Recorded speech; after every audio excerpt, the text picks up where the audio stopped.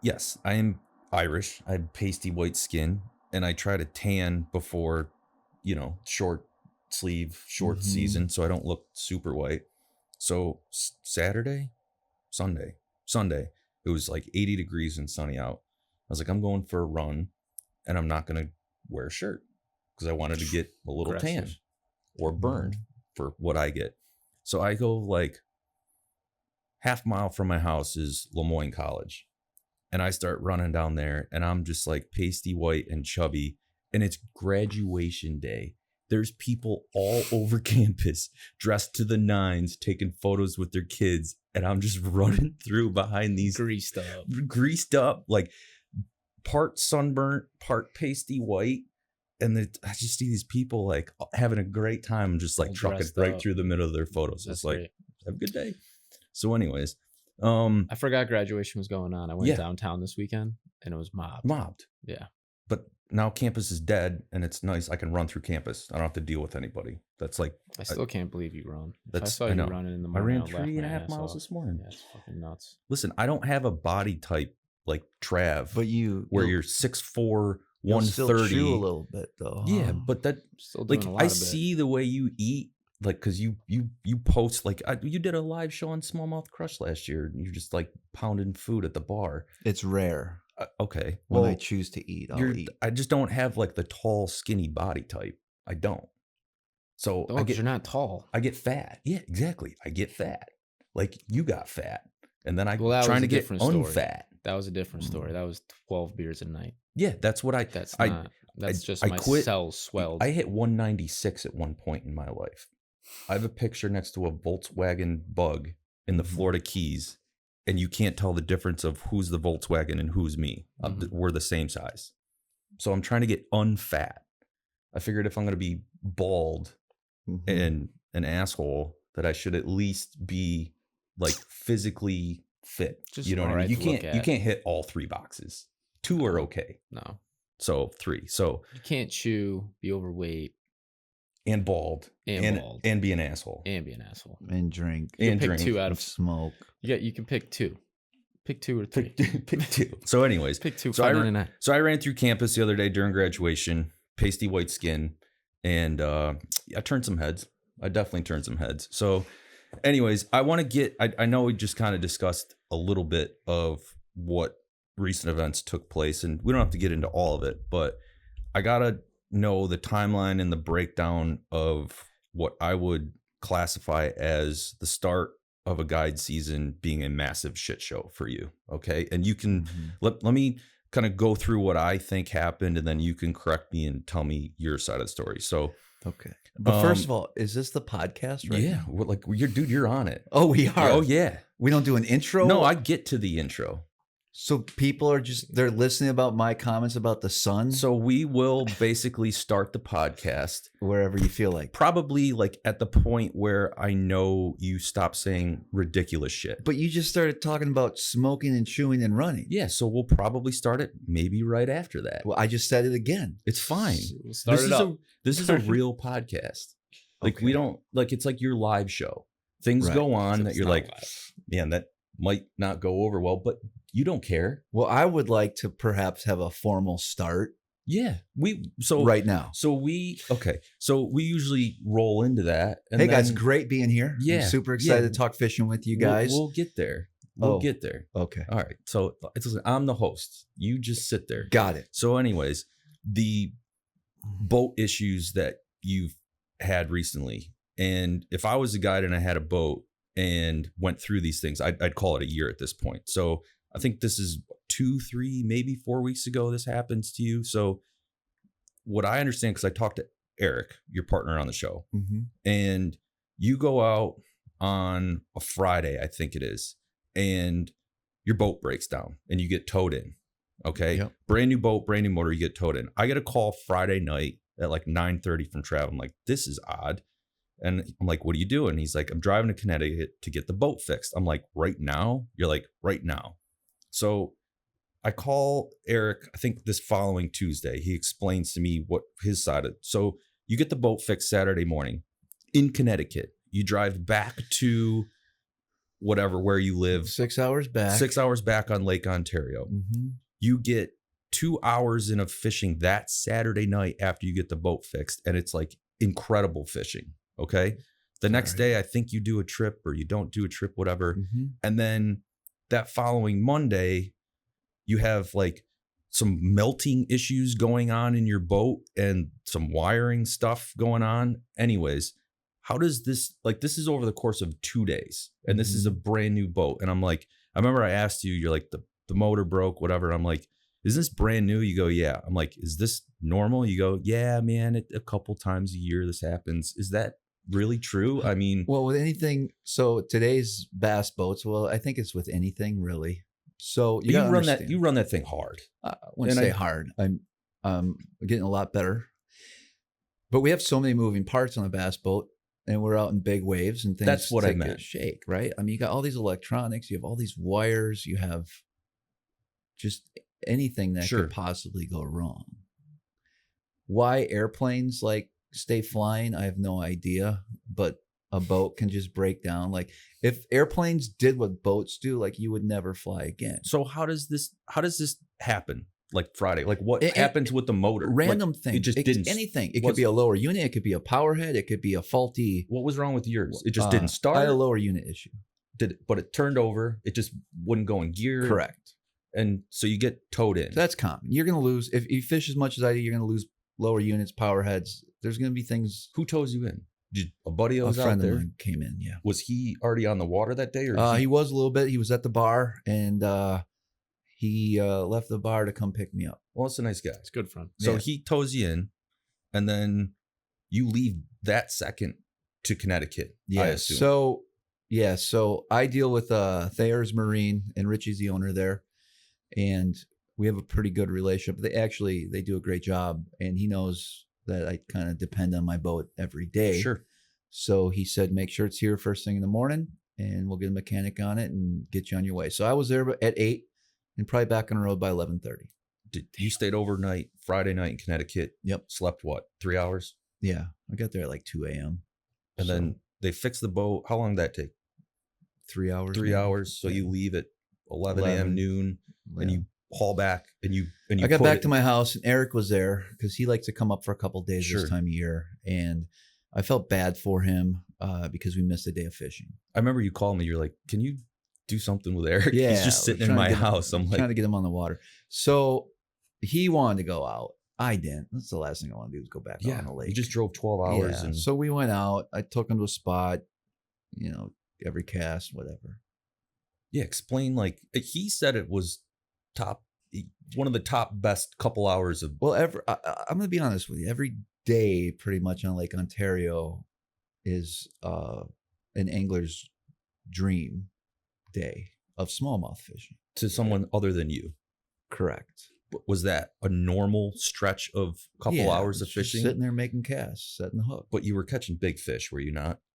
This time of year, we can definitely. I expect a 6-pound average for sure. Average?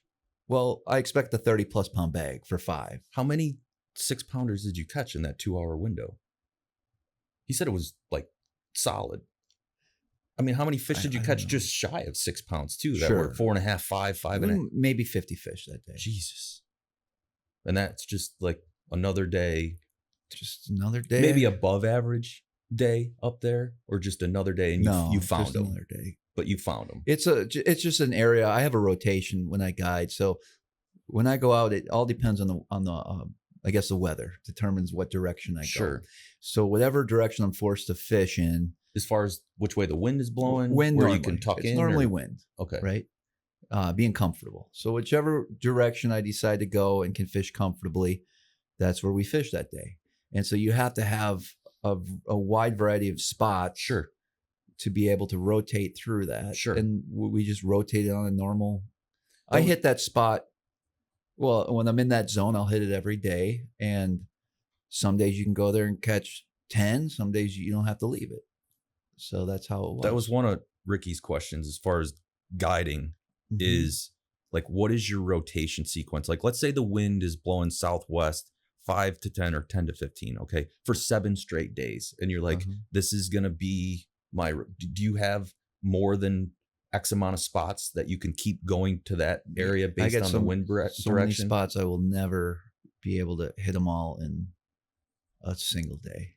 Sure. But I mean, over a week, are you going to some of these spots? Like you said, that one spot, you can go there every day. It also depends on the caliber, the experience of the people I'm guiding. Gotcha. What they can do. So if you said two things, you said 5 to 10 or 10 to 15, there's a big difference. I corrected if myself. It's 10 to 15 and their goal, so we customize the trips based on what they want. Sure.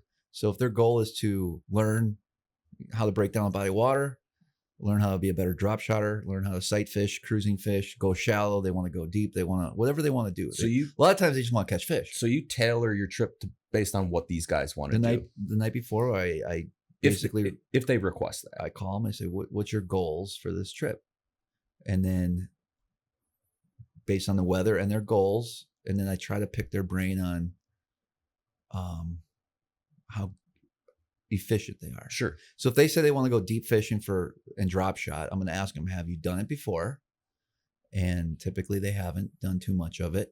And then if it's windy, that's going to throw a whole nother issue into it.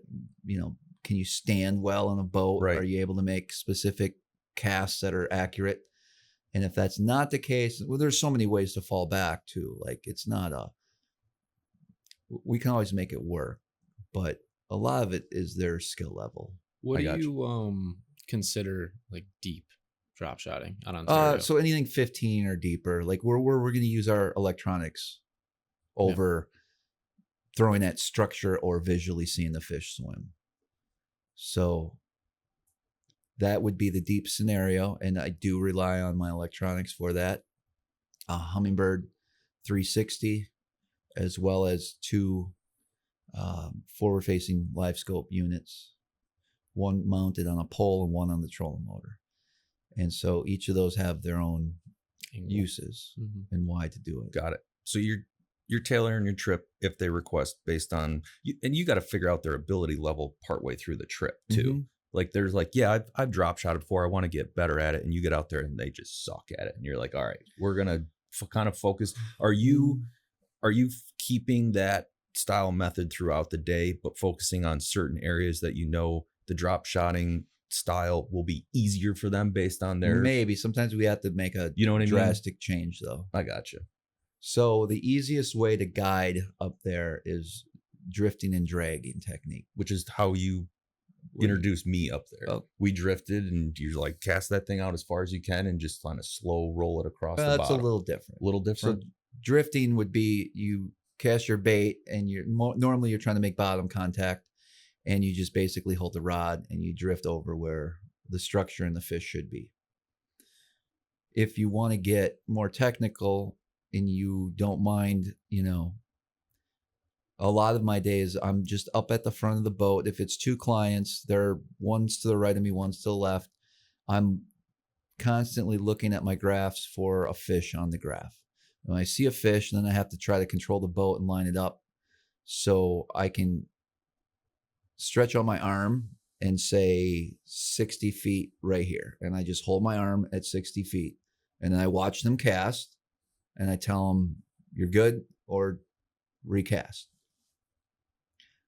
So we do that hundreds of times a day. 70 feet, 30 feet, straight down.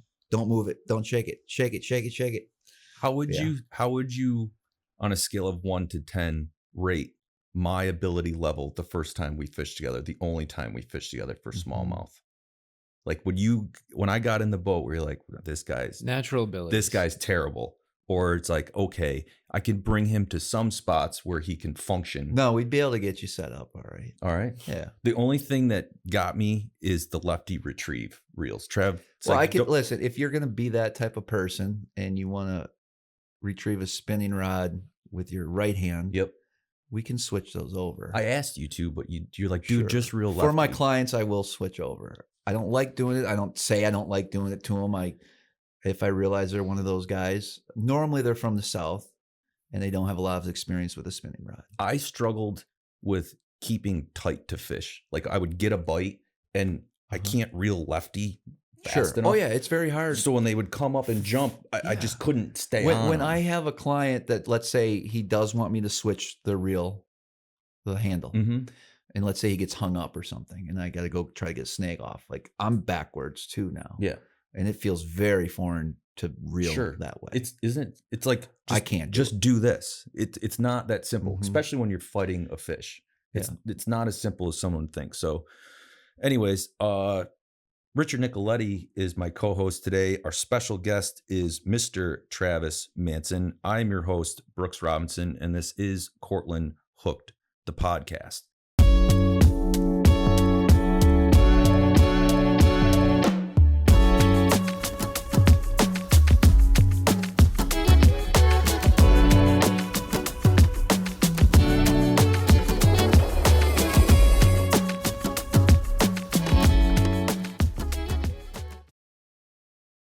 So your clients kind of dictating what you're doing, right, on a guided trip. And that's what Ricky, like I said, wanted to go over, like your spot rotation. And you said you will hit, if you can, based on wind, a good spot every day just to see kind of what's in there. Or do you ever feel like you're like beating up a spot too much? Or are these fish, are they coming and going? I mean, it surprises me every day. Like I have one rock this year where we could go to it every day, and there would be 40, 50 fish on it every day. And I'm like, I don't understand it. What are they doing? Are they staging? Are they replacing them? Are they some leaving, some they're coming in? They're smart. Like you're not gonna. I don't think you're catching the same fish that day. I don't think you're letting one go and an hour later catching him again. Have you ever caught a fish with like distinct markings on it in a spot where you've gone back the next day or the day after or so on and been like, I know I've caught this fish before? Other than seeing maybe like a sword. I mean, you're fishing pretty small hooks, which don't leave much of a mark. But I really haven't. Nothing that sticks out. I know there was some people. Yes, there was some times years ago where we broke off and did catch that same fish with the bait in his mouth. And you got it back. But I guess I don't know, man. And there's really so many fish. Like Ricky and I are big trout anglers. Like they have very distinct markings. Smallmouth kind of don't. You know what I mean? So that's what I was trying to ask is like, you ever found a fish that had like distinct markings that you've gone back and been like, I know I've caught this fish in the last. No. So unless you're bed fishing, probably. Sure. If you're fishing the same bed, So those fish like in Lake Ontario and the St. Lawrence River, you much prefer to be in the lake, correct? 10 out of 10 times. Or will you go? No, there's every year's a little different. There's definitely. So I look at it because I do fish tournaments from time to time. So I have a tournament mentality when it comes to like, where's the best option to catch 5 big ones for your clients on that day? Yeah, or just when I'm out fishing. Like, the river definitely will produce good bags. So I'm getting more comfortable fishing the river. The reason why I always went on the lake is it was my comfort zone. What you did. And now I realize the lake is way easier from a guiding. The river's easier from a guiding standpoint. Really? Yes. Is that because you can find them easier, or no? Easier fishing. Easier fishing. Yep. Based on what? Current. You don't have to be accurate with your cast because a lot of it is because there's a large amount of current in the St. Lawrence River, and there's current in the lake too. But you're dragging baits, which is the simplest way to catch a fish. You're throwing a bait out, and even when you're staying still on the boat. Well, your boat's always moving in the river, mostly. If you're in the main channel, stuff, July, August, September, October type of fishing. And our fish really are, pattern them. It's crazy because there is certain bays where there's a migration of fish, but really these fish live in the same areas, spring, summer, fall, winter. Like they're not leaving places, right? So you can do so much with so little, if that makes sense. Yeah. If you are gonna go out and bass fish, just you on your own, it's like I got a week off, which doesn't happen. Are you going to the lake all 7 days, or are you gonna go to the river? I'm not talking about to go find fish for, let's say, a tournament or for your clients, but just I want to go out and fun fish, right? Mm-hmm. Are there days where you would go to the river over the lake, or do you prefer the lake over the river? Not in a guiding situation, just you doing your own thing. So it would be more of a learning expedition, using electronics to find new stuff in the river or the lake.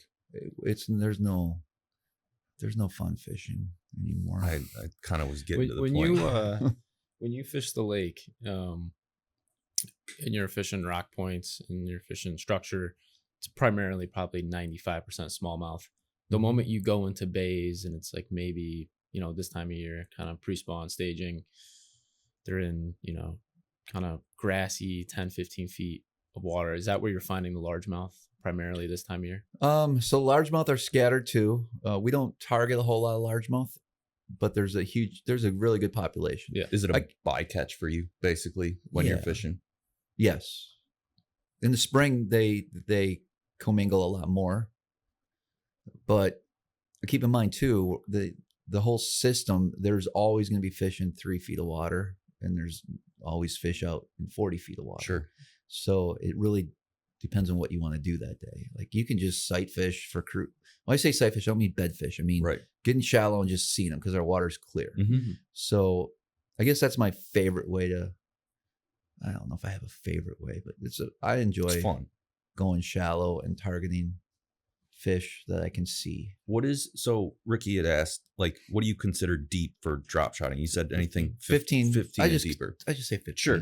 What is the deepest that, I guess 2 questions. What is the deepest that you've found fish and like consistently caught them where you're consistently it's going to be up to that 60-foot mark. 60 feet deep? Deepest 92, but believe it or not, most of those fish are small. No shit. And you found consistent fishing at that? You can go to a wreck in 80 feet of water and catch all the 2-pounders you want. But they're smaller, typically. Most. What is I'm not sure the reason. Any reason? No. I don't know. The first time I was at the St. Lawrence, we were fishing up by the dam on the border. We're fishing a back eddy and it was at least 60 feet deep.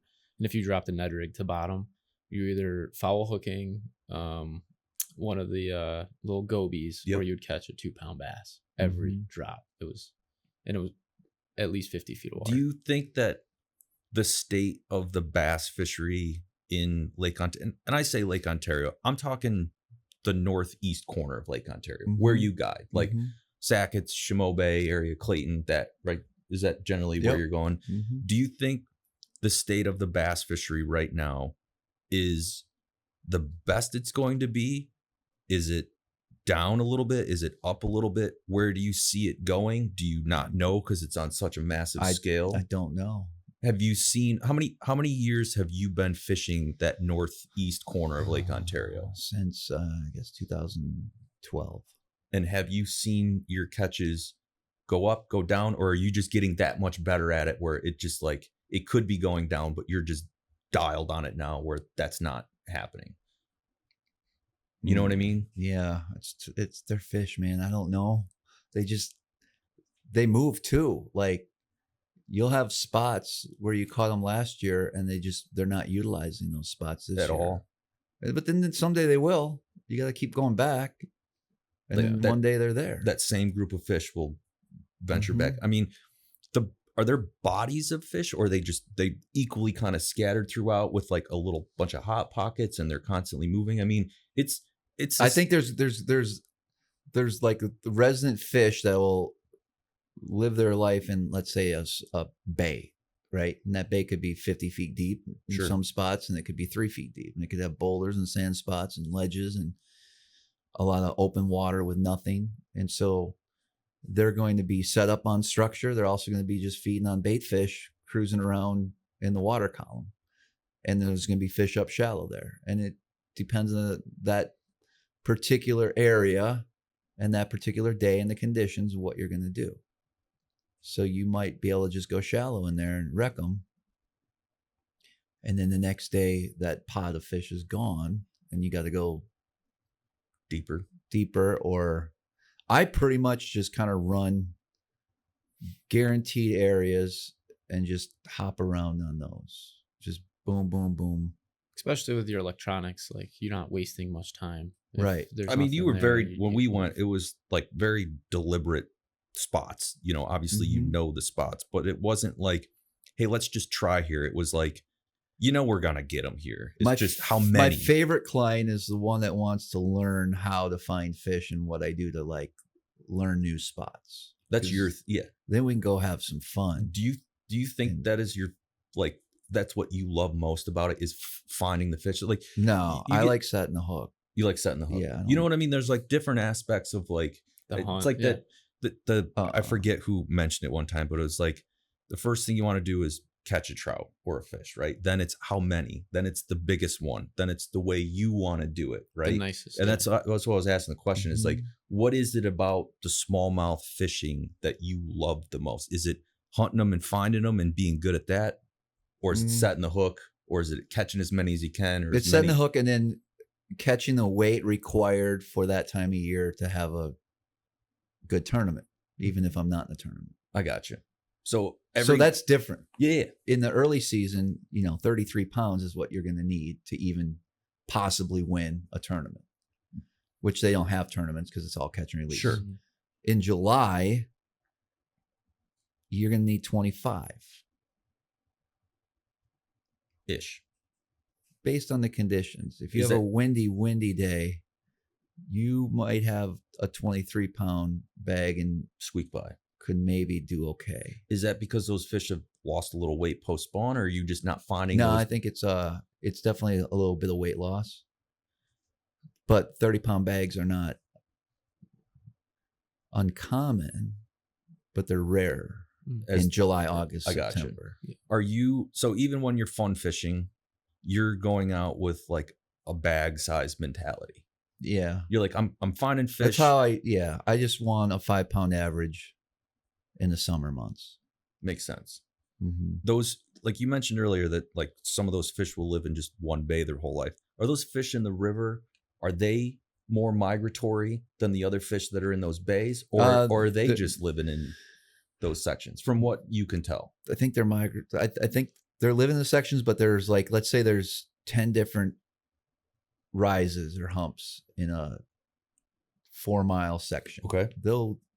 You definitely can tell some days where there's more fish on one versus the other, and so you just hop around. Will that river ever have like a lower population of smallmouth at certain times of the year? Like, you know what I mean? Or is it pretty consistent? Consistent. I just didn't know if they were. I learned a lot this year too, because I spent more time in the fall on the river, and surprisingly, there was 5 and 6+ pound bags caught in the same areas we catch them all summer long. No shit. That water's just so cold up there. Yeah, that's what. Well, that's what I was at. One of the questions I have for you on drop shotting the river, since you're kind of doing that drift technique, and the structure is kind of just, I don't know, a little more diverse. Like you got big boulders, you got sand spots, you can't see bottom in certain places. In the river, when you're doing that drift, are you deepening up the overall section of leader between the bait and the weight to kind of help with the overall drift to keep it above? And then in the lake, you're fishing. So I don't. A little lower. I probably should experiment more with it. But if I'm dragging a drop shot in the river, I'm going to be like a 2-foot leader. 2 foot. Okay. There's 2 ways to fish the river. 3 ways to drop shot the river: shallow, sight fishing, or drifting, or looking for them on your electronics and pitching to individual fish. It's a little bit more hard, a little bit more of a challenge in the river to see individual fish, but you can do that. I just prefer to get in a section and drag a drop shot, but I don't even really drag a drop shot as much as I used to too. That's changed.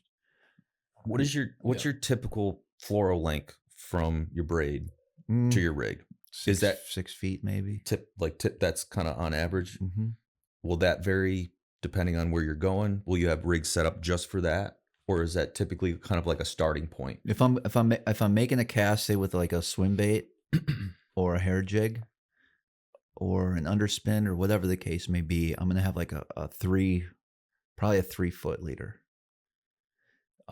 Just because that knot to the floor of the braid knot sometimes will get caught in the guides. And when you're making hundreds of casts a day, you're going to lose some baits because of that weak point in the knot. So I try not to keep that line going through the guides. When we fished, I felt like that knot was almost right up against the reel when I was casting it. Like it seemed like a much longer leader than things have changed. Okay, since those 2 years, you've gotten shorter. Gotten shorter. And have you noticed like the longer floor length didn't really matter versus the shorter floor length? Like they're going to eat that no matter what. Just saved me about 2 months of experience. I'm telling you right now, guys, the baits that we use to catch these fish look nothing like the baits that the real stuff they eat. Yeah. It doesn't. A piece of plastic does not look like anything. So if you're going to debate that line scares the fish, 3 feet of floor versus 6 feet. Yeah. I mean, come on. They're still eating this stupid, ugly looking plastic thing. I see now they're that Japanese bait. That's literally like, it looks like one of those like squeeze balls you'd get in a bending. Like, yeah. I mean, I was like, what are like these fish kind of focused on? Like crayfish, and Trav's like gobies. And I was like, what are we throwing today? He's like, this is called a hasdong. This thing was this big. It was like kind of clear, pale colored with like a chartreuse side. Looks nothing like a goby. So I kind of get what you're saying. Well, no, that would be like bait fish. Okay. Fish that are targeting bait fish. But will you try, we call it match the hatch. Will you try to even I just stick with natural colors. So my top, straight black, green pumpkins. Maybe you can put a little gold or purple flake in it, or just give me a straight green pumpkin. I don't really care. What are your top 3 go-to jigs, lures, whatever you want to call them, rigs that you would start your day with? Like top 3. You're like, I know we got to at least have one of these on this, one of these on that guy. All right, how about this? Let's just say I'm in a tournament and these are the rods that are on the deck. Right? Yep. Cool. 1/4 ounce football head jig with it's the Beast Coast open water sniper jig to be exact. Okay, it's a finesse jig. I'm going to put some sort of stick bait Ned rig trailer on the back. Just a 3-inch piece of plastic. I'm going to have a 3/8 ounce tied on as well. Okay, so I got a 1/4 and a 3/8 ounce jig. Then I'm going to have a drop shot with a 5/8 ounce weight and probably a 2-foot leader. I'm going to have a drop shot with a 1/4 ounce weight with a 2-foot leader. And then I'm going to have a drop shot, and I'm not contradicting myself. I'm going to explain why, but then I'm going to have a drop shot with like 4-pound tests as the leader and a smaller size 4, size 6 drop shot hook with a 1/4 ounce tungsten weight. They're all tungsten weight. Black is the weight color. And I'll explain why. And then I'm going to have just a straight Ned, probably a 1/10. So I use Z-Man Ned locks is the jig I use a lot for my, and they go by 1/10, 1/5, 1/6. I don't know what that converts to normal measurements, but the 1/10 is quite light, and I'll fish that all the way down to 50 feet on that 1/10 size. So it's a very slow process. Sure. So that's just deep fish. The shallow, I'll have a whole nother set of rods if I do go shallow. But for a tournament, it's those 4, 1, 2, 3, 4, 5 rods ready to go. And then I'll also have the same setup under the deck with my drop shots ready to go. So if I do break off, I just pull out another rod and I'll have to retie. That's just in tournament settings. So I'll have 6 to 8 drop shot rods ready to go, but only 3 on the deck. So the 5/8 ounce is going to be what I'm seeing on my graph, and I just want to pitch out to them and get them down quick in front of the fish and see how they react. Sometimes the fish is going to want a slower fall, so then I'll just take that 1/4 ounce drop shot weight and use that. And every fish has different personality and maybe groups and sections of the lake. So I'll rotate between those all day long. If I get around a group of fish that are real finicky, I will pull out that 4-pound line, and all that's doing is giving that bait just a slight different reaction, especially with a smaller hook size.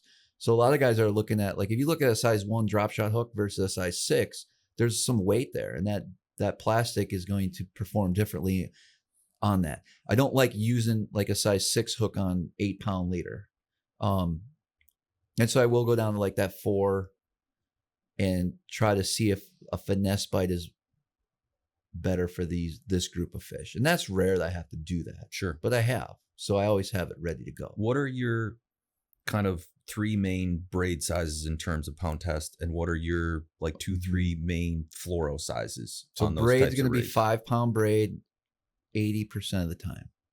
So basically this is how I have it broken down. Any of my medium light rods. Will you go to 8 or 10, or is it mostly? So medium light rods for drop shots, Ned rigs, hair jigs, all that is 5 pound. Those sniper jigs, so I'm throwing a heavier jig in open water, that'll be 8 pound. And then I don't think I use 8 for really anything else. I shouldn't say that. Tubes, I'll throw drag in a tube, I'll throw in an 8 pound braid. In the river, however, I will go to like a 10 pound braid for dragging jigs and stuff like that. Because I'm also using heavier fluorocarbon. Okay. And I think the knot, if you're using the 14 pound fluorocarbon, you're gonna have a better knot with your 10 pound braid than you with a 5. Agreed. Okay.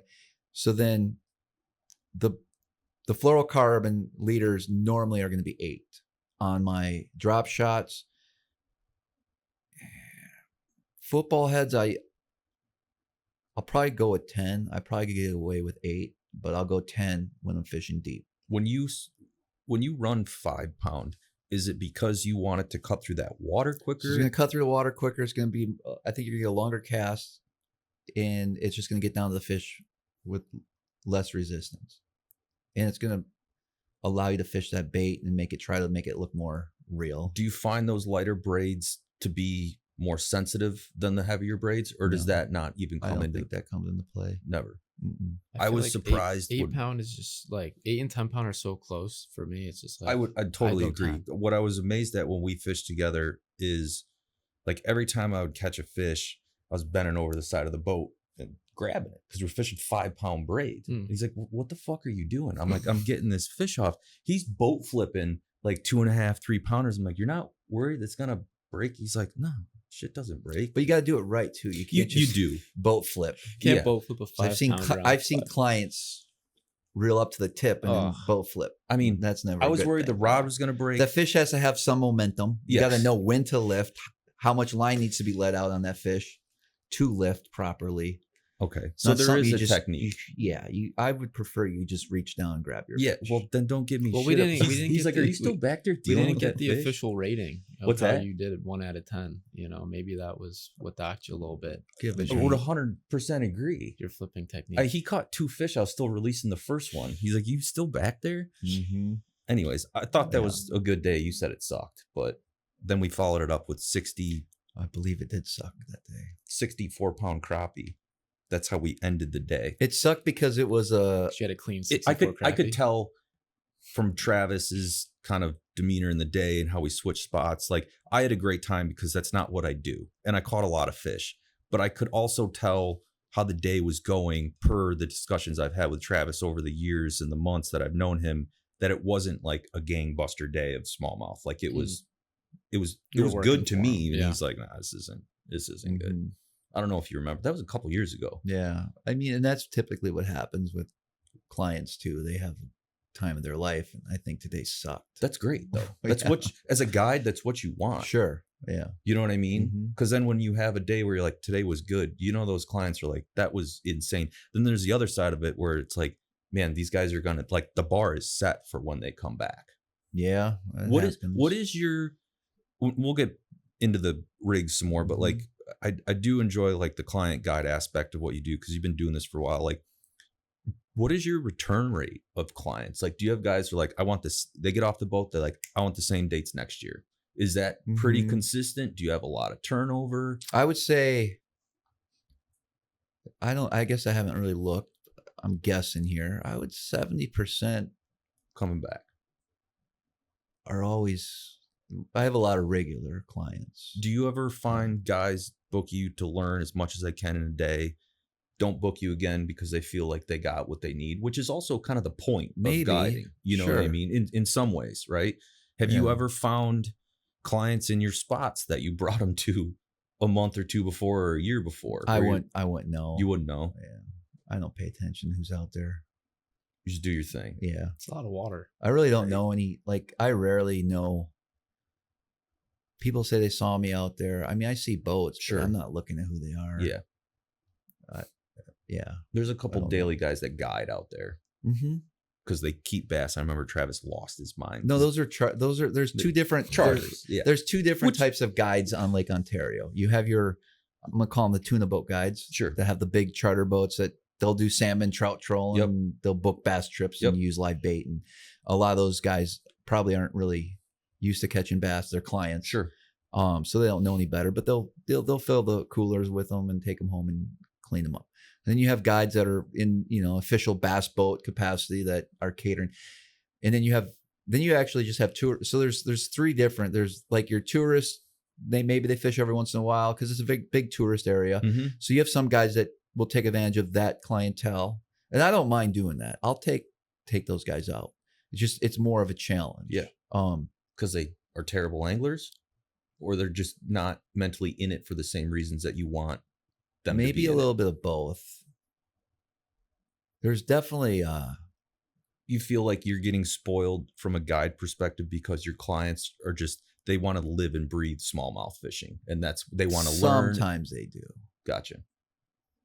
They have a lot to learn sometimes. Sure. Even these guys with big bass boats that you see driving down the highway, they have a lot to learn too, just because they have a big bass boat with all the electronics, and that's fine. Everyone was there, right? Yeah. Same thing we deal with in trout fishing. But I can give you a couple tips. This might be a good thing of like things I see guys do wrong the most. Okay. Go for it. So I guess number one would be casting accuracy, even with a spinning rod, at a target. If I say cast to that boulder, you need to be within 2 feet of that boulder. I would appreciate it if you did that, and maybe go either right or left of it, not directly behind it. Right. We definitely want to hit behind it at some point, but let's hit the right and left first. And then there's just how you control that bait, how you work that bait back to the boat. That's a huge deal that people don't take time to really You show them the understand. retrieve, and you expect them. I will. Right. Definitely. And then I will also correct them throughout the day to a point. Have you ever had a client that just couldn't get the retrieve down? Sure. Is it just where you in the back, you're like, you correct it so many times, you're like, this is... I know if they're going to catch one on that cast or not. Really? Even before they... Based on how they're retrieving and where their cast lands. Yeah. You're like, this is going to happen, or it's not. I know it's not going to happen, so we're just wasting 2 minutes here while they... where I would just recast. Right. Like, if I mess up, man, I'm back at it quick. Right. There's no need to work that thing in. Like, you don't have to work your bait back if it ain't going to be... It's not in the zone. If it's not going to work. Another thing is you got to keep that bail open. Like, you don't just cast and then close your bail as soon as the bait hits the water. Gotcha. I guess that would be the biggest thing I see. So 70% of the guys will do that. If you had to pick 3 of the biggest pet peeves for clients, keep your bail open. Don't pee on the boat. I know it happens. Okay. I try not to think like about off the front, off the back. Do you tell them go get on the back your knees and make sure you don't piss on the boat. I don't care. Like even in like the backwash by the motor, don't pee there. Right. Pee outside the boat if you can help it. Have you caught a guy peeing in your backwash? Like he's just dumping it, right? Yeah. Like if I have to glance, maybe I'm grabbing another bait and I just happen to look and I can see the dribble. I don't say anything, but I'm upset about it. That would piss me off. Yeah, it would. Also, listen, when you're on a bass boat and you're 6'5" like Trav, it's a little easier than us short guys peeing in like 3-4 footers. You really could get on the edge and hold the power pole if you have to. You could hold your power pole. Maybe I double the brace trip myself. is an introduction to peeing off the boat before the day starts. No. Do you have like a little can in the gunnel for like the older gentleman that can't get it out? You're on your own, right? He just has to lean it over. There ain't no pee bucket in that boat. You see some of those 6-year-old men. Guiding, since you've moved to New York, because I think Travis was actually the first guest we ever had on Cortland Hook, the podcast. And like I said, we wanted to bring him on because 1, you're a boy. 2, you're dialed at your own show. We thought you'd be a great guest to keep the show moving in case there was some dead air time between me and Ricky, because we'd never done it before. It was a fabulous show, but you've since, and my point is I've had to keep your move from PA to New York hush hush at that time because it wasn't fully developed. But now you're here. Now we can tell people you live in New York. Okay, maybe we can, maybe we can't, but we just did. But you're expanding your guiding operation. Yeah, and I know this from our discussions on the phone. Like, what else are you doing or looking to do other than the smallmouth scene? Okay, so this region, we have a unique situation, which I'm definitely against. But the DEC has rules in place, which have been here forever. So we have a very short window to catch smallmouth. Sure. Basically, in the U.S., we are closed from December 1st through the 3rd week in June. In Canada, you're closed only May 10th through the first Saturday in July. Okay? So there's a lot of in-between time. Like right now, I'm not guiding. Right. I don't really have a boat yet due to some issues, but it's closed, right? Unless I drive down to the southern part of the state and I could guide out of Oneida. My client base normally fly in. I shouldn't say. There's guys that drive, but there's a lot of people that fly in. And so they're up here for the big smallmouth, and that's what we do. But it's a short window. You got your early season, which is maybe, I'll start like the 2nd week in April and it closes May 10th. So I'll fish every day during that. And then I have a 38-day or whatever it is break. And then we fish again through November. So the opener through November. Through November-ish. And I remember, and I'll get back to my original question. But 5 months. Yeah, that's it. I'll get back to my original question to kind of let you kind of explain what else you're expanding into. But I remember a live show that you did on SmallmouthCrush, which, by the way, Travis has a great live YouTube show on Monday nights at 8 o'clock. 8 p.m. Eastern. 8 p.m. Every single Monday, with the exception of one Monday, which is dedicated to it's a private show. Show. But one of the shows because I try to get on there every Monday night and watch, you were explaining to like Eric and whoever the other guests were on there, and obviously your followers, about the meeting you went to of, I think it was a basically town hall discussion with the DEC. So anyways, you're very passionate about it, and I love it because I am, and I know Ricky is in other aspects of fishing in certain ways, of the regulations of smallmouth, why they are the way they are, how they vary, and how it doesn't make any sense that they vary like that. Yeah. And it was like you were flawless in your, discussion and your opinions and your views. And I agree with them 100%, mostly because you come from a catch and release perspective, with bass, which is great. But like, what was that meeting? It was I think it was just a feel-good meeting for the DEC. So what the DEC does up here, because it's been going on for so long, they have a closed season, obviously, December 1st through the 3rd week in June. So my question is, what is the purpose of closing that season? Is it to protect the spawn? And that's what their theory was. Okay. So why are we closed in November? Which you're talking Jefferson and Lewis County? Just Jefferson, St. Lawrence County, just these two counties. That's it. So you can't even catch and release these fish. Can't even target them. Okay, keep going. Okay, so that's a problem, right? So the government tells me I can't catch a bass and let it go. Like, I have a major issue with that, right? That's what I do. Why can't I go out there in December? We got plenty of opportunities in December to fish out of a boat. I think, and I'll let you keep going. From your perspective, is if we're closing this because of the spawn, which happens in... Well, the spawn ranges from this year, the first bed was May 2nd. Okay. And they'll be on beds in July. Right. So your point is like... You got a 3-month window of spawning fish, just like you do on Lake Guntersville, just like you do on Lake Okeechobee, just like you do all over North America. And those seasons aren't regulated and closed because they're spawning. Why is it just these two counties? Lake Michigan's open year-round. Lake Erie's open year-round. Lake Huron's open year-round. Why are you doing this to us in these two counties? And it's just because that's the way things have always been. And then you have a lot of lake property owners that get involved that want to protect their spawners. Because I get it. Spawning fish are caught constantly, whether you think you're targeting them or you're not. You're catching spawners. Okay. So it is a controversial subject as well. Sure. But it's allowed pretty much everywhere except these 2 counties. And if it's really for the spawn, then let's close it maybe for 30 days. But when this season opens, the 3rd week in June, there's going to be thousands of bass on beds that guys are going to catch. And a lot of these guys are keeping them. What is the latest you've seen a bass on a bed in that area?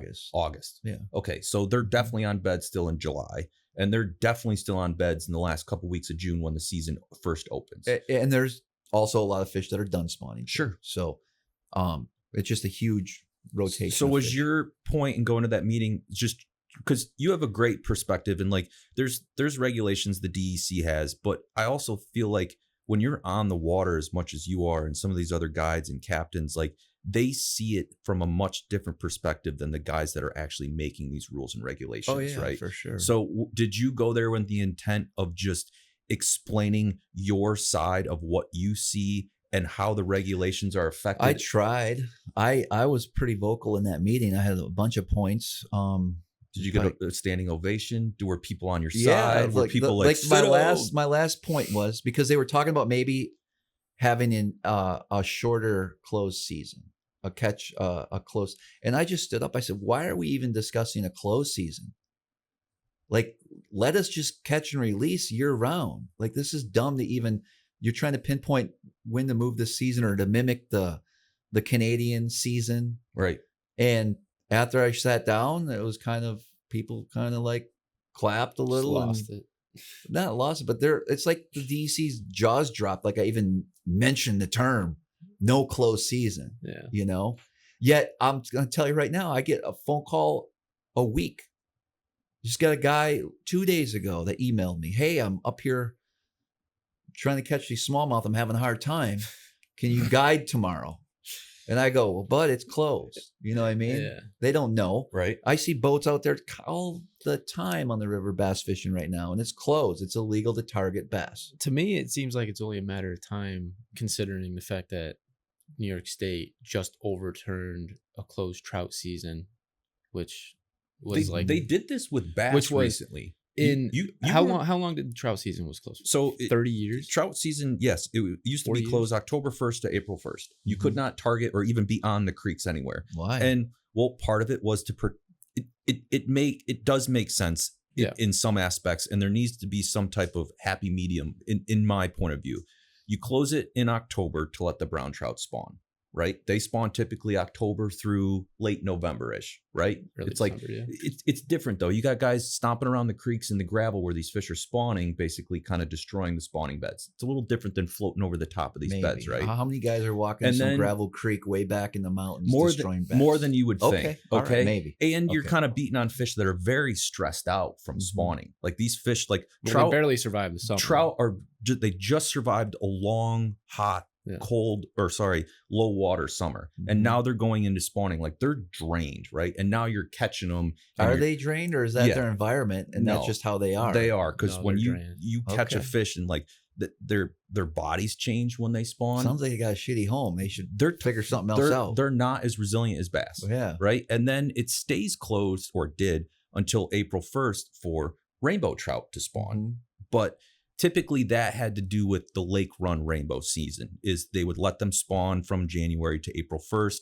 and then you would be able to go in and target and keep lake run rainbows kind of post spawn. Like you can go get a few, right? Well, now with the exception of the lake run Finger Lakes tribs, it's open to catch and release October 1st to April 1st, which is great because we do the right thing. But anyways, I think, New York State, it wasn't that long ago that you couldn't even target bass before opening day. I'm talking not just in your area. I'm talking. Okay, I'm not aware of that. Yeah, it was. I remember that changed for 5 years ago. Now you can go target bass before the catch and release. Again, I don't understand why we can't just catch and release a fish. I'm not trying to keep anything. Just let me fish year round. What did they have any rebuttal, I guess maybe is the wrong word. No. Did they say They're going to do what they want to do. Is there a follow-up meeting? No, not that I'm aware of. Are you excluded from any meeting in the future? No, I don't think so. I feel like there's a happy medium. I mean, whether it's There like is. pinching barbs or There is a happy like, medium. What do you mean? Why should there be? I don't get that. Well, Catch and release. You come from that perspective as a catch and Okay. release. There's were there charter captains there that keep smallmouth that were voicing their opinion? Yes. Were they sort of on your side in some ways No. and not, or were they just They want a close season for some reason. And here's why. so it's easier for them. Because they're charter captains. I'm talking about the tuna boat charter Yeah. captains, not the guys in the bass boat, the guys that go out with live bait. And Sure. so over 30 years of doing this on a particular ledge where they stack up in the summer, they depleted populations of smallmouth that live there because they put 5 and 6 pounders in the cooler. And so, and these fish are also kind of changing their eating habits. You know, they're also chasing bait fish more. They're offshore. Mm-hmm. So they're having a little more tough time, I think, catching fish. So they think the population's declining and they want to try to save it, right? Well, they wrecked it themselves by boxing all these smallmouth over the years and going back to the same ledges and cleaning them up. You go to these same ledges now and there's 2 and 3 pounders that you'll catch. You know, the big ones aren't as easy to catch there anymore. Sure. And I've seen that progress, but there's still plenty of fish out there. These guys just aren't able to target them like they used to. They're just changing the way They're set in their ways. well, no, I'm talking about the fish are also changing I got too, you. their behavior. So other than the smallmouth thing, back to my original question, which I think was 35 minutes ago, what else are you looking to expand into for your guiding operation? Right. So I wanted to take advantage of being up here full time and being able to guide more. So I did buy an aluminum boat as well. And that was originally was going to be more for waterfall hunting and doing some salmon and steelhead fishing in some of the tributaries. Which I was actually surprised. I didn't know that you hunted at all. Yeah. And then you started sending me pictures of like full limits of dead ducks, and I didn't know you had it in you. So that's pretty cool. Well, my first guiding experience was in 1998, and that was waterfall hunting. You were guiding for waterfall? Oh, Yeah. no shit. Yep. In Wisconsin? Yep. How old are you? I don't know how old I am, but in 98, I was just out of high school. Old enough to guide? All right. So are you going to do like lake trolling for browns? No. So yeah. So there's a couple different things. So I got this boat. I got it rigged for salmon and trout offshore fishing, but I'm not going to be guiding for that. I got you. Yet or just not with that rig. Okay. No. And I don't know shit about it enough. You know, I got all the equipment, but I had to call some local guy to help me tie up, you know, flashers and flies. You were like, I will say, your ambition to do everything. I grew up doing it. It's incredible. So I grew up doing the Great Lakes on Lake Michigan. I caught plenty of salmon and trout offshore. Like right? Downriggers, planer boards, dipsy divers, all that. The amount of gear this guy has bought to do these other things he's like, I want to get into like float fishing. Like, okay, so we go steelhead fishing. I think last year. Last year we won the fall. My split shot. Yes, I do. Did you bring them? No, I used them.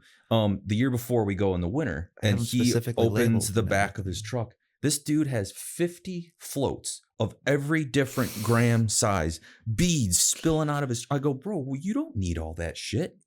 But he got it because like he wants to do it. And then he calls me, he's like, you got planer board line, you got that. I'm like, dude, what? Like one thing at a time here. Yeah.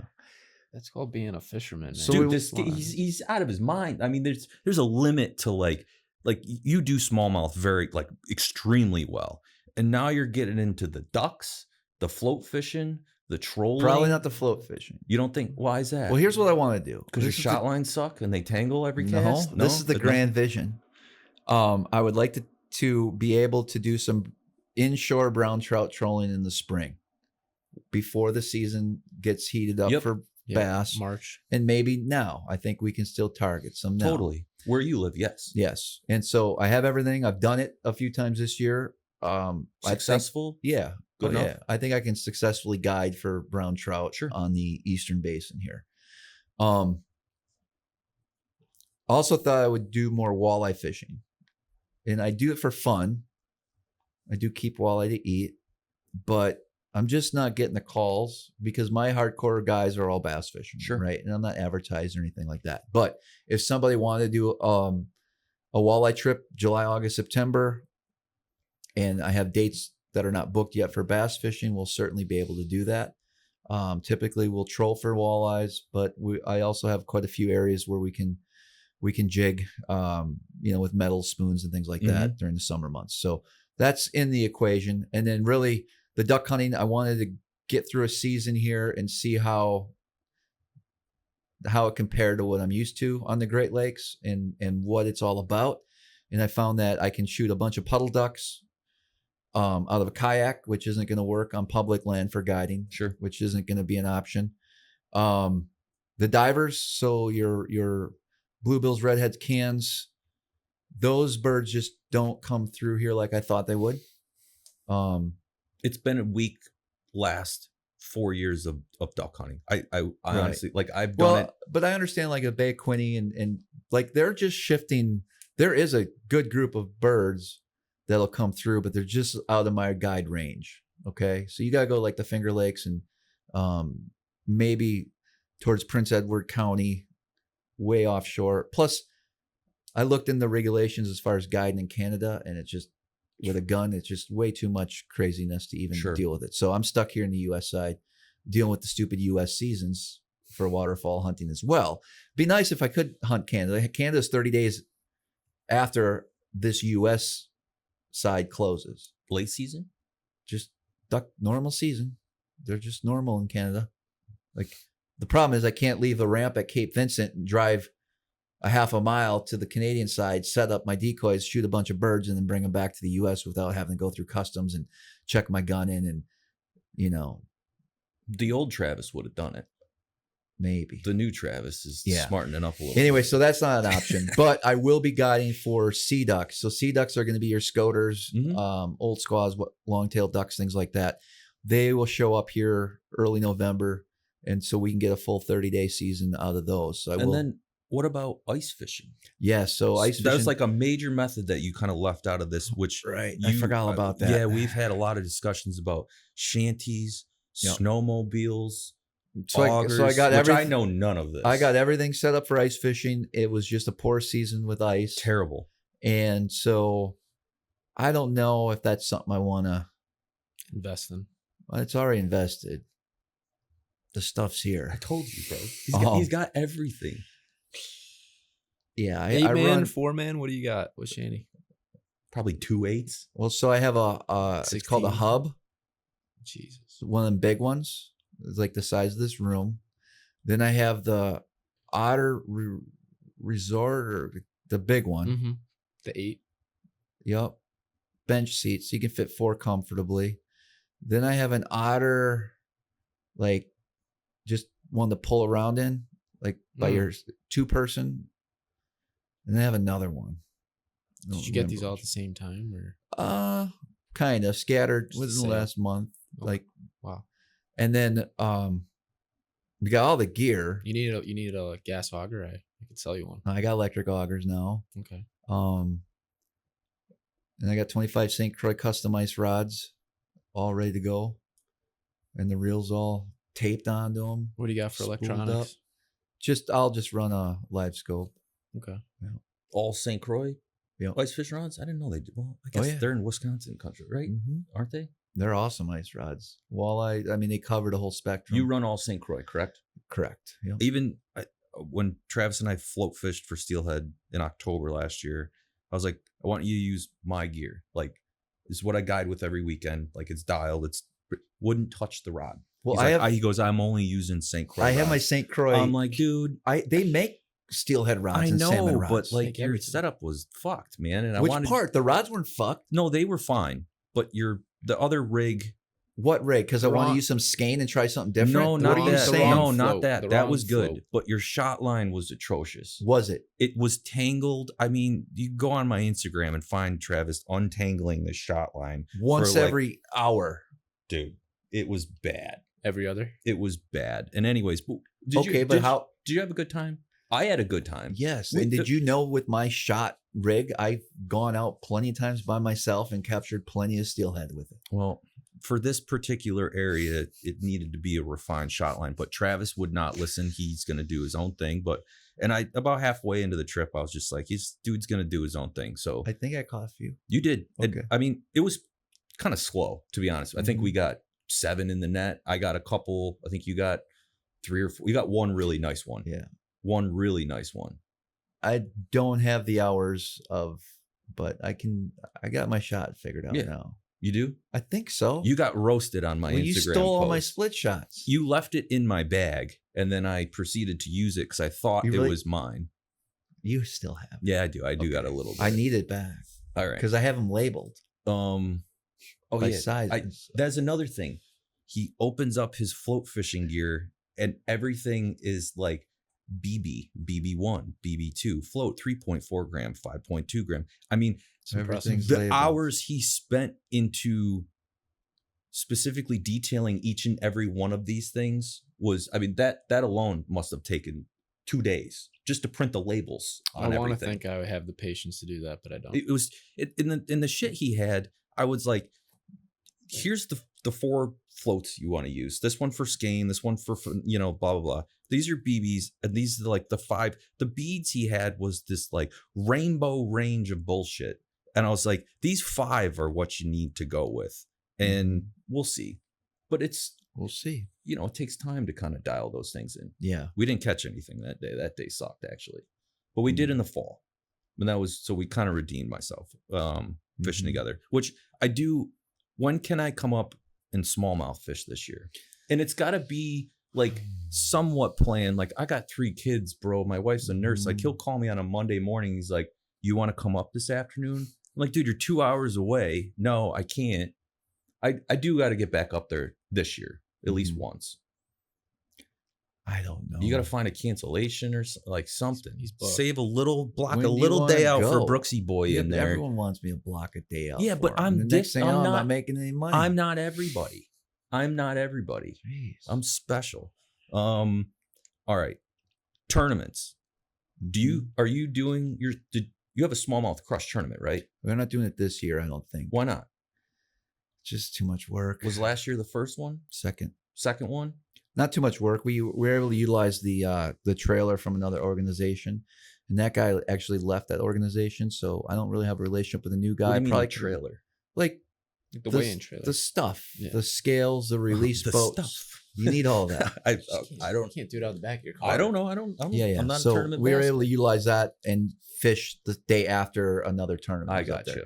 So we don't have access to that right now, and it's a big investment, and I wish there was more tournaments. I think my first tournament's in July. How many tournaments are you fishing in? Maybe 5 this year.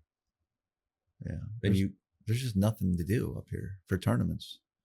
What do you mean? Like there's not enough tournaments up here. You want more? Sure, every weekend. So that you can fish in them? Yeah. Okay. You just have to go travel to them. I don't want to travel other lakes. I just want to fish out of Lake Ontario, St. Lawrence River, and I like a tournament there every weekend. And what about Cayuga? I don't want to go to Cayuga. You would forego a day of guiding or 2 days of guiding to fish in those tournaments every weekend. Yeah. That's what you would want to do. Oh, yeah. What's up with Cayuga? You don't I love it. I just don't want to. I don't have time to drive all over the place. If I was going to drive all over the place, I'd enter a regional tournament circuit and do that. What was the circuit you were in? Like how does Travis Manson become Travis Manson? Right? Like, what is this progression of your professional career? You know what I mean? It started out like just I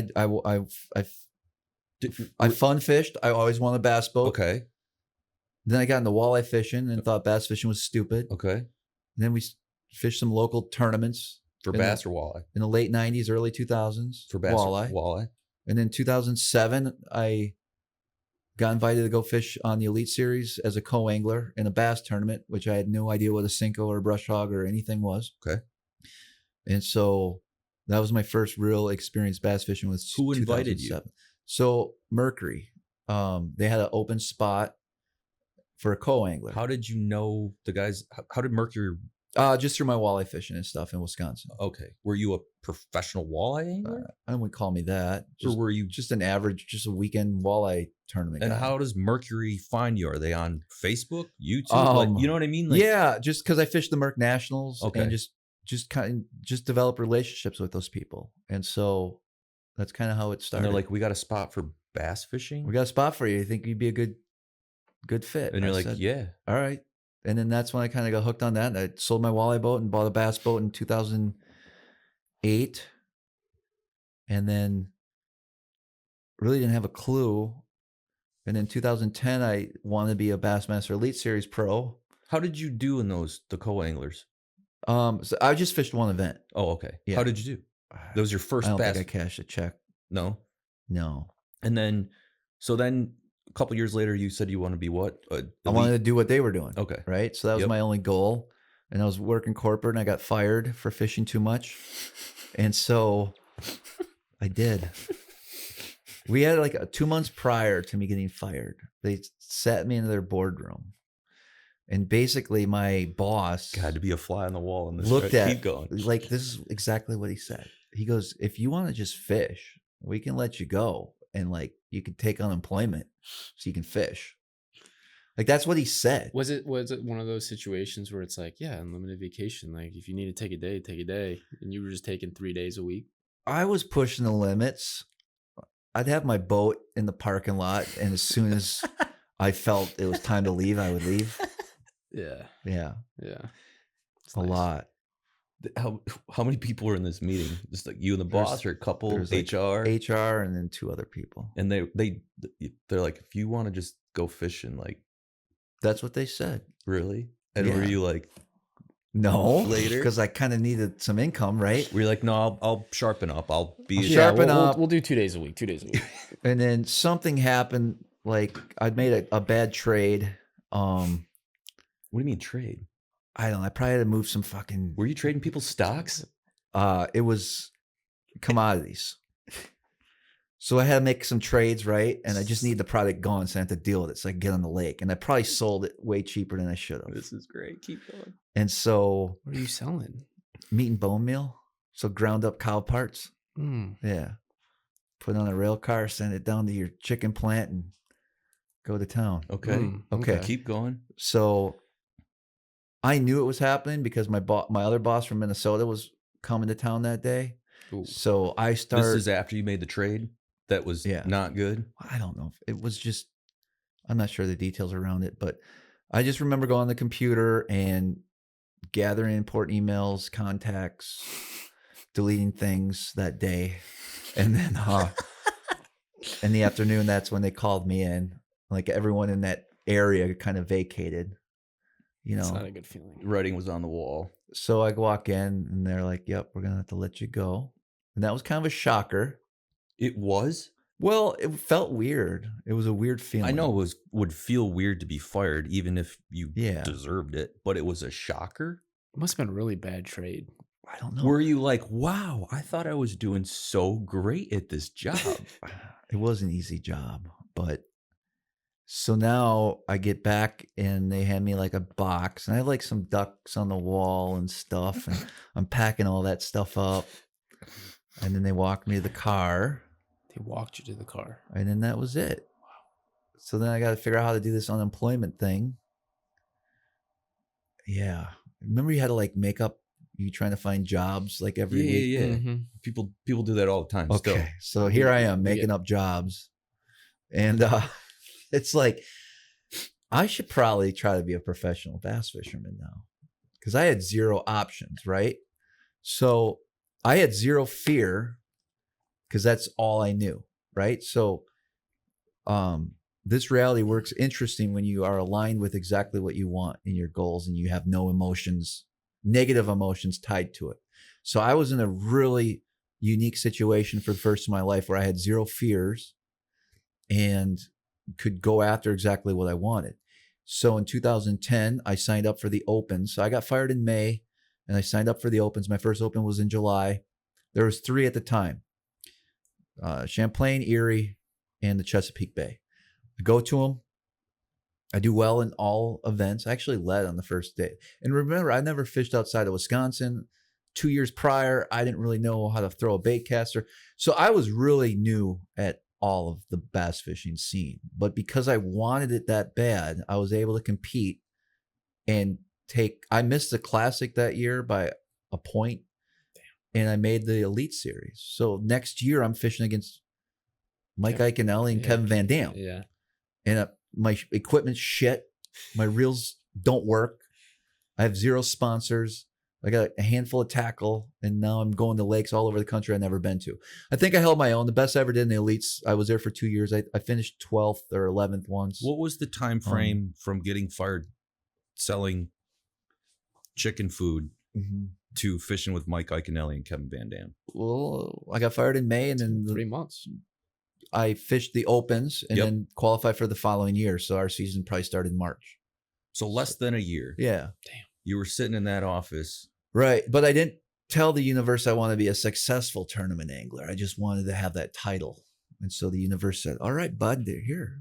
Good luck. That's an easy request. Now what are you going to do about it? So now, you know, I got a beat up truck that breaks down in every state. Still do.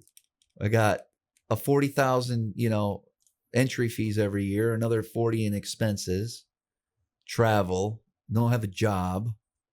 And so I had to drop out after 2 years just because I couldn't afford to keep going. And so that's when I made the move out east to Pennsylvania. Relationships I had in the past with a guy that owned some businesses, and he said, hey, let's come out here and we'll figure things out. And then I started guiding and got back into regional tournaments and stuff. So I had a good run at the regional level. I don't know if I would want to get back on the elites. It's a lot different than what people perceive it to be. There's a lot of networking, a lot of gray areas, a lot of, and I don't want to use that as an excuse because I have that fear of what it is. Gray areas, information, rule breaking, things like that. Because I have that fear in me, that's not going to allow me to, until I drop those fears, I don't think I'll be able to compete successfully until I can. What are your fears of those 3 things? Being able to compete against that. Compete against rule breaking? Yeah. I mean, like I don't want to break the rules. On accident? Like you just. Guys are getting a lot of information. What do you mean? At the high levels. What do you mean? What information? Where the fish like where to are. eat on the weekends? Yeah. Where the GPS marks are, bud. Go. The GPS marks. Okay. Those places. Keep going. That's what's going on out there. The listeners want to know what you're talking about here. Not to everyone. There's a lot of straight shooters. There's a lot of people that fish in the gray areas. Okay. Meaning what? Fish in the gray areas. The guy that was fishing it a week earlier tells you exactly where he slammed them. There's just stuff going on. Shit like that. Okay. And is this a fact or is this one of your conspiracy theories? It's pretty. Okay. It's pretty well known. Okay. That stuff so goes on. you have a fear that you're going up against a lot that's against you. You're not going to be able to. If you had to break it down, that would be my current fear right now. Okay. In order to compete properly, I'd have to lose those fears and go in with a clear mind and an agenda. And that's what a lot of these guys do. I feel like I'm good at the electronics game. I'm good at the basics. I'm probably a little rusty on the largemouth side, right? I was going to say that. Do you feel like you? It's still natural, but it's not, right? Like I don't have 100 brush piles on Lake Murray, right? Sure. I don't know the history on Lake Fork. I don't have all the years of going Lake Okeechobee fishing. So that's another fear, right? Yeah. We're building up fear. That makes sense. That's not going to allow me to. You're talking yourself out of this right now. Confidently now, spend 80 you tell me grand. about Lake Ontario and the St. Lawrence River. I have zero fear. I don't care what the weather's going to be for that tournament. I don't even care where I'm going to have to fish. I don't even have to practice. The tournament's Saturday. I'm going to look at the weather on Friday. I'm going to get to the boat launch Saturday morning, and that's going to determine what direction I go to catch my 25 pounds to try to compete. That's the type of level of confidence, called comfort, that you need all over the country. Yeah. And guys like Kevin Van Dam, I don't know how much you follow his philosophy over the years, but he talks about it's all about the mindset. And he says that in a fluffy way, but he's dead serious. It's all about your mindset. If you're not confident. If you have any negativity, any fear, the reality is going to produce exactly what you feel and give you exactly what the outcome you want it to be. So if you can go in there with all your financials in order, I don't care if it's a business you own. I don't care if it's mom and dad's money. Whatever you have secured, you're not going to have the financial side against you. Now you have to figure out, do I want to play in the rules or do I want to be in a gray area? You know, what type of angler am I going to be? Am I going to try to do things right or am I going to, try to get around this. Try to get information. Is there one or the other, or can you be? I think you got to be. Is there a third option? I don't think there's a third option. In order to compete and win, I could compete with the right mindset against guys that get information, sure. Because now information is always accurate. It does help. Okay, I've gotten information in tournaments, not legally, but I've had plenty of people reach out to me and help me. I've had tournaments where I've done well because of that. So, what is the general, like, for all of our listeners that are like hearing this and they're like, man, like you can't talk to like your buddy before he fishes a tournament? Typically what happens is there's a window when you cannot fish that body of water. You have official practice. Yeah. Okay. You also cannot talk to other non-tournament anglers in that tournament. Like I can't call a local. But a year prior, or if you had the resources, you could hire every good guide on a specific body of water and pick their brain and buy waypoints and stuff like that. And that happens. Is there a window where that's okay? Or is that? Yeah, there has to be. Yeah, there would be a time frame where you could put that type of work in. The other thing that doesn't scare me is, the use of technology now with forward-facing sonar, stuff like that. I think I could compete just as fine in that scenario. So that's not holding me back. But it's just the financial commitment and the fact that there's a lot of gray areas going on. But I know there's a lot of anglers that are coming up that are doing it right too. But now it's a little harder to even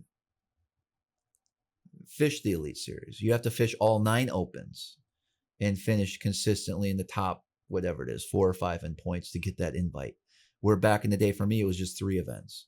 Now it's 9. And these guys that want it, the guys that commit to the 9 tournaments, like that's their goal. And majority of these anglers do have a business or some sort of financial backing that's going to allow them to do that. You have to in order to fish 9 opens now. You can't just have a normal job and travel 9 weeks out of the year and then try to compete. Well, you could, but you would get fired. Right, you would get fired. I mean, just like following the MLF and just like seeing their entry fees and like their payouts. It's like, man, if you finish 20th, you're screwed. You're traveling a full week. Like a lot of your sponsors will step up. So if you have a good relationship with the sponsorship side, that helps. But here it's like, let's just take an example. You have to treat it like a business. If your goal is to fish professionally, then now it's a business. So now you're promoting products that whatever deal you can get, not maybe products that you believe in. And we see this all the time. Now there's a lot of great products that are out there. I use a wide variety of baits, right? But I know there's not one company that's going to suit my needs for everything. And so now you're stuck with that dilemma, right? Let's say I made the Elites and I'm just picking on a company, Ugly Stick. Let's say they go, Trav, we'll give you $50,000.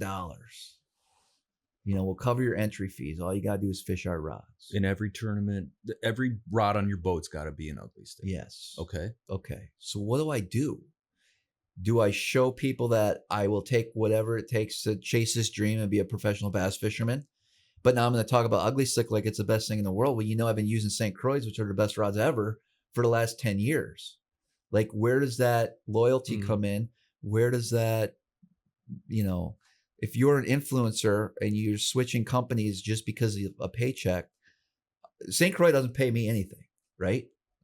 Like, they help me out with some product, but you believe in the product. Yeah, dude. And you're loyal. I know the rods. I know how they like that's the rods I use. Same thing with line. If you told me, okay, that's a little different because with line, what's my expense? My most expense on line might be $3,000 in a year. Probably not even that much, right? So it's small, but if you're like, Trav, we don't want to work with you anymore, yet I think your 5-pound braid's the best braid on the market. I'll just pay out of my pocket for that braid, and continue using it. But at some point, the money gets bigger and bigger. What happens when Power Pro comes to you and says, here's $30,000? Yeah. Now what do you do? Like, and that's business in the fishing industry. 100%. You see guys jump constantly, where my whole YouTube channel and everything I do, I try to stay true to what I like to use. I've had offers with individual companies that were a large amount of money that I would just have to use their product only when I make videos, and that's not my style either. So there's a lot to think about it if you want to be a professional. A lot of it boils down to kind of who you are as a person too, like the loyalty factor. You know what I mean? But there's a business side of it. You know what I mean? You can be loyal as much as you want, but going bankrupt and not having any financial stability is not an option. If you fear that, that's what would happen. Sure, yeah, that's scary. You don't have to. Do you like you? You have to win though. Yeah, you got to win. I mean, and you better have a good wife at home with a good job. But like St. Croix, for example, you fish the rods because you say they're the best, and they don't pay you. Do you find that you continue to fish them because you have a good relationship with the people at St. Croix? Like, sure. Do you have? Well, no, I couldn't imagine using another rod. Like, I'm beyond that. I'm not ever going to use. Does it help that those guys are great people and you can call someone and pick up the phone? I mean, sure. Like here, you can drive down. Yes. You can call me at 9:30. You can bullshit with someone. Yes. Like, I'm going to tell you what. When I had a little issue with the boat recently, I called you. It wasn't little, but keep going. said, hey, I need to re-spool some rods. Things got broke. You sent me what I needed. Power pole. I said, I got a new boat coming and I got to get it rigged up. Here you go. Here's your equipment. Where you want us to mail it to? Sure. It's shipping out tomorrow. St. Croix, they called me up. They called me like, dude, I heard about what happened. What do you need? And then there's some other companies that I'm still waiting for a call back, and it's June 1st. His boat's showing up. We need to get some things squared away here.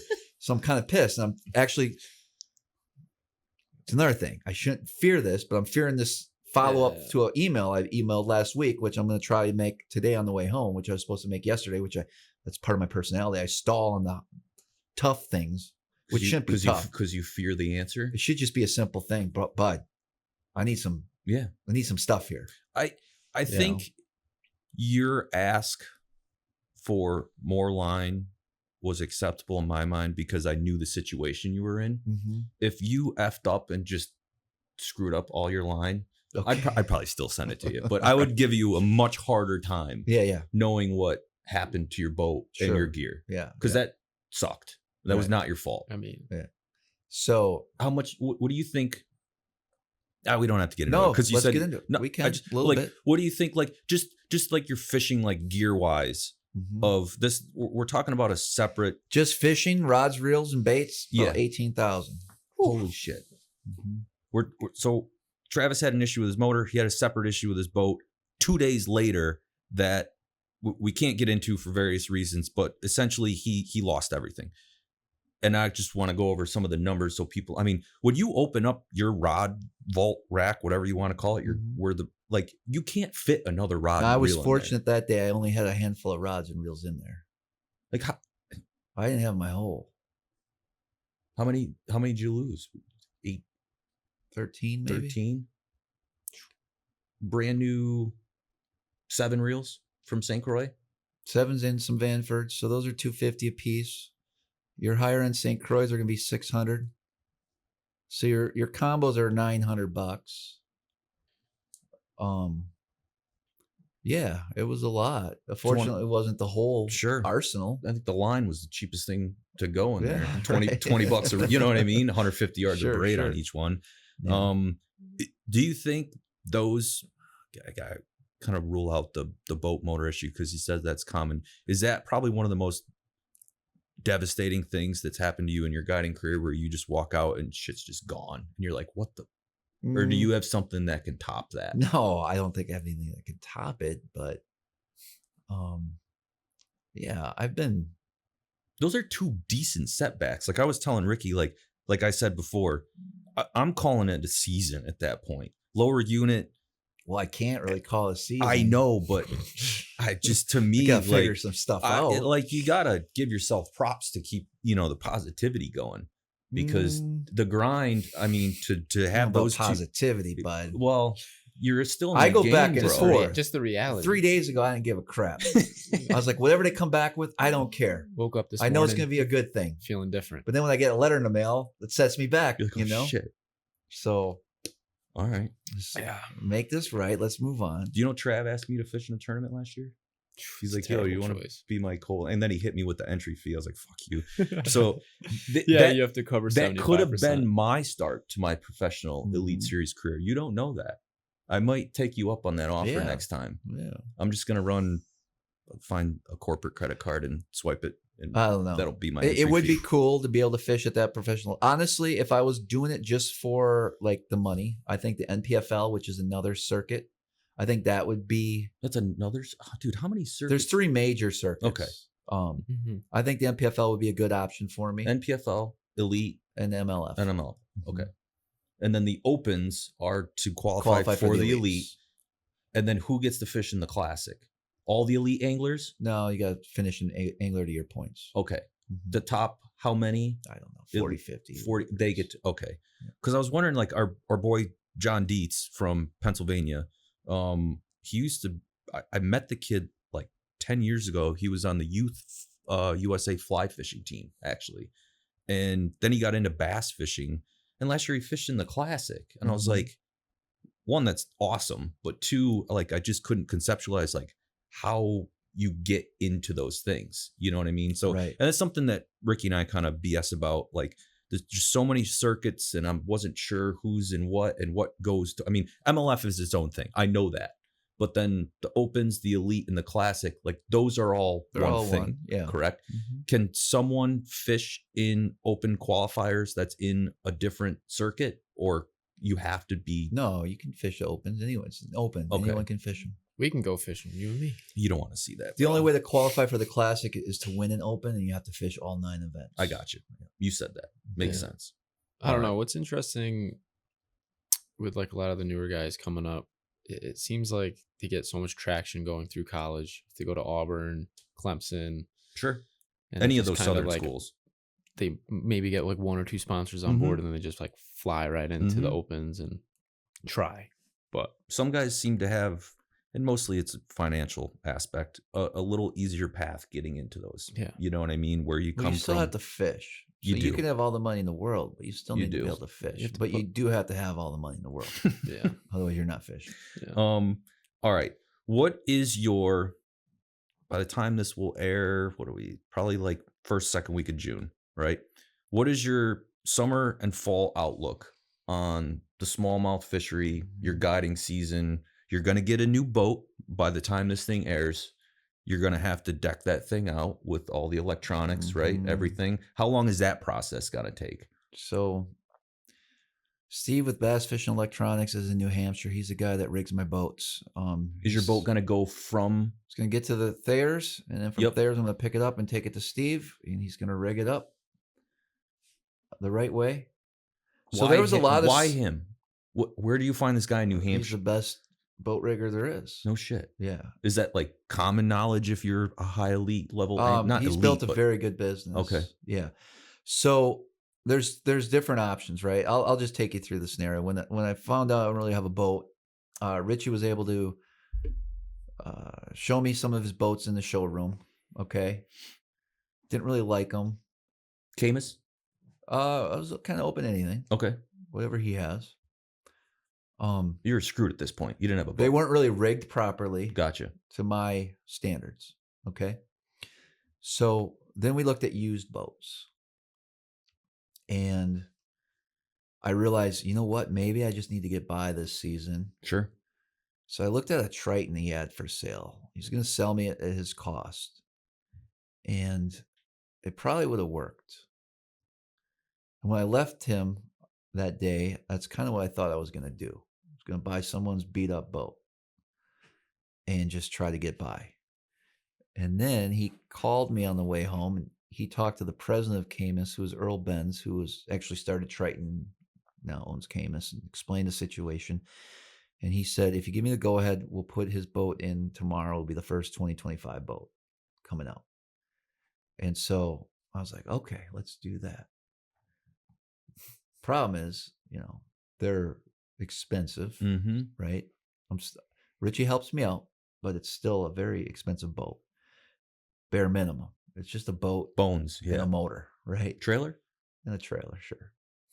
We'll throw that in there. Okay. Don't have no power poles, no electronics, none of that. So there's still I have the amount of investment on top of that. So boat's going to arrive, and then we're going to get it rigged. And there's a lot that goes into rigging, especially the way I fish, and just making sure stuff is going to last and not fall apart. Wires, especially with electronics, support brackets, the way you mount your graphs, everything down from a light on your power pole to a device that holds your spare prop. All that needs to get put in and fixed and right. And so that's kind of the process right now. I still have that Lund as well.